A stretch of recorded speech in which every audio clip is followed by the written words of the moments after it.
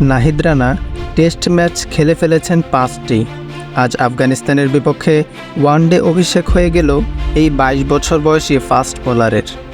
Test ক্রিকেটের মতো এবার ওয়ানডে ক্রিকেটেও গতিময় বোলিং দিয়ে আলোচনায় এসেছেন এই তরুণ।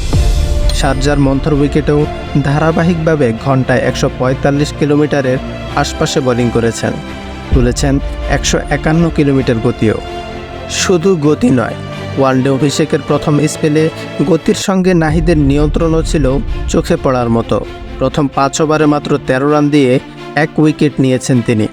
সবটাই মুগ্ধ করেছে সাবেক ক্যারিবীয় ফাস্ট বোলার ইয়ান বিশপকে, যিনি নিজেও ক্যারিয়ারের শুরুতে ছিলেন বিশ্বের অন্যতম গতিময় বোলারদের একজন। তবে চোট আঘাতের সঙ্গে ফাস্ট বোলারদের লড়াইয়ে পেরে উঠতে না পেরে 43 টেস্ট ও 84 ওয়ানডেতে থেমে যেতে হয় বিশপকে। তবে এখন যে কোনো তরুণ পেসারকে দেখলেই রোমাঞ্চিত হয়ে ওঠেন জনপ্রিয় ধারাভাষ্যকার। আজ রানাকে তার প্রথম স্পেলে স্পিড মিটারে ঝড় তুলতে দেখে নিজের এক্স অ্যাকাউন্টে সে রোমাঞ্চটা ভাগাভাগি করে নেন। রানার মতো পেসারদের সুস্থ রাখার পরামর্শও দিয়েছেন। বাংলাদেশকে সক্রিয় হতে হবে, সেরা স্ট্রেংথ ও কন্ডিশনিং বিশেষজ্ঞ ও ডায়েটিশিয়ানকে চাকরি দিতে হবে। নাহিদ রানা ও তাদের ফাস্ট বোলিং দলটাকে হারিয়ে যেতে দেওয়া যাবে না।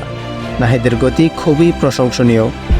বিশপের শঙ্কিত হওয়ার কারণও আছে।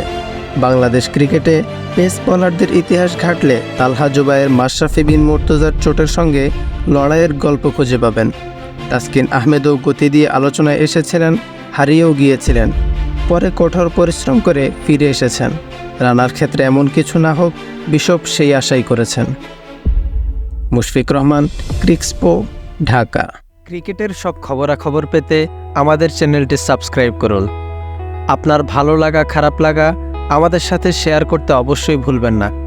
আপনার গুরুত্বপূর্ণ ফিডব্যাক আমাদের পথ চলাকে সুগম করবে। ধন্যবাদ।